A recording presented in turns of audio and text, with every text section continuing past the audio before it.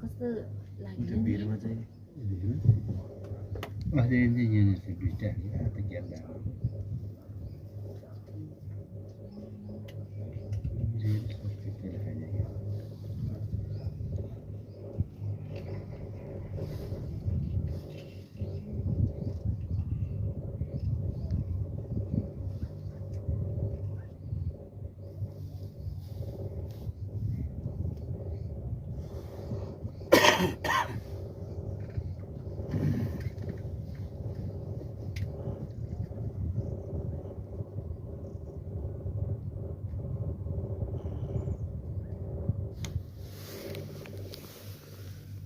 अब हिमालहरू कत्रो माथि माथि भयो नि अघि हिमाल कस्तो तल थियो नि तल मतलब आफ्नै रेन्जमा जस्तो थियो नि कति हामी कति हाइट